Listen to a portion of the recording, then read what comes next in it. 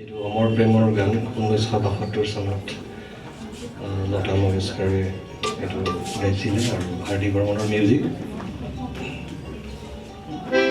এই গীতটি মই এটা লাইভ প্ৰগ্ৰেমত এজনে কোৱা শুনিছিলোঁ যে ফিল্ম ক্লাছিকেল কেটেগৰীত এৱাৰ্ড নিদিয়াৰ কাৰণটো আছিলে এই গীতটো এৱাৰ্ড কিয় নাপালে যে আৰ ডি বৰ্মন যিহেতু কমাৰ্চিয়েল জ'নৰ আছিলে সেইকাৰণে তেওঁক মিউজিক ডাইৰেক্টৰ হিচাপে এৱাৰ্ডটো নিদিলে।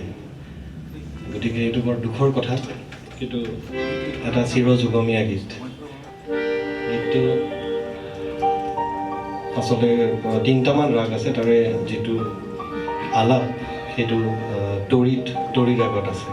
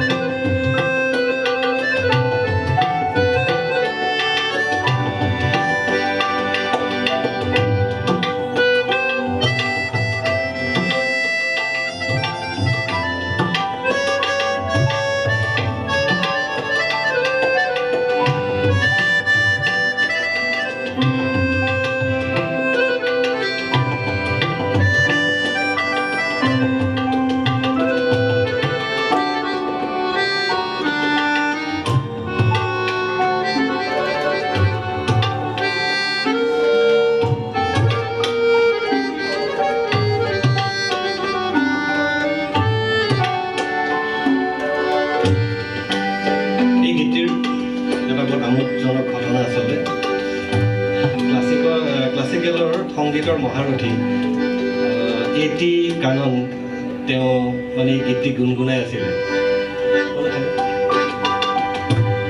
গুণগুণাই থাকোঁতে এজনে সুধিলে, কানন চাহাব ইয়ে আপ ফিল্মি গীত গুণগুণা ৰহে, কাৰণ পণ্ডিতবিলাকে সেইখিনি সময়ত ফিল্ম গীত তেওঁলোকে ভাল নাপায়।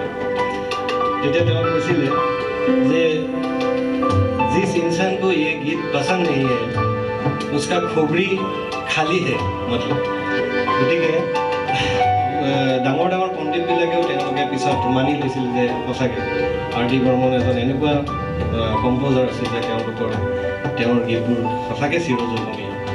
গতিকে তেওঁৰ গীতটো বজাব পাই মই আজি বৰ ভাল লাগিছে, আৰু আপোনালোকৰ দৰে সমজদাৰ শ্ৰোতা ভাগ্যৰ বলতহে পোৱা যায়। ধন্যবাদ।